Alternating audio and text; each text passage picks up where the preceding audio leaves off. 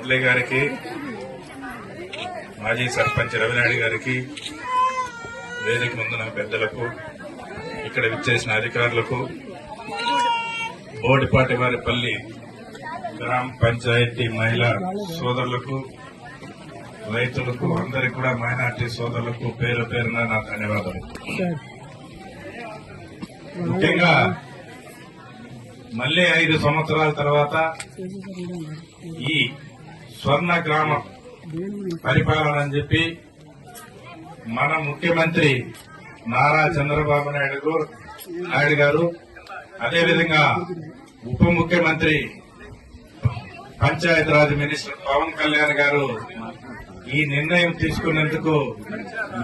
మీ అందరి తరఫున వారు తెలియజేస్తా ఉన్నారు. ఎందుకంటే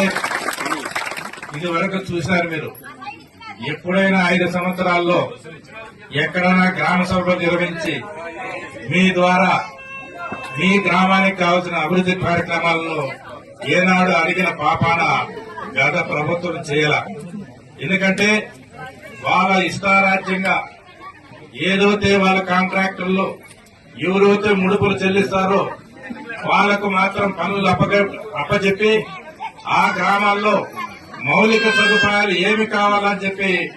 ఎక్కడా ఎవరికే తెలియకుండానే వాళ్ళు ఏదో టెండర్ల రూపంగా పిలుచుకొని పెద్ద పెద్ద కాంట్రాక్టుల్లో జోబులు నింపేదానికి గత ప్రభుత్వాలు చేసిన సంగతి మీకు అందరికీ తెలుసు. ఇంతకుముందు ఇప్పుడు స్వర్ణాంధ్రప్రదేశ్ గ్రామంగా తీర్చిదిద్దాలని చెప్పి మన ముఖ్యమంత్రి చంద్రబాబు నాయుడు గారు వచ్చిన 2 నెలలకే ఈ కార్యక్రమాన్ని చేపట్టారంటే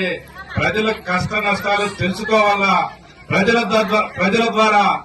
వచ్చిన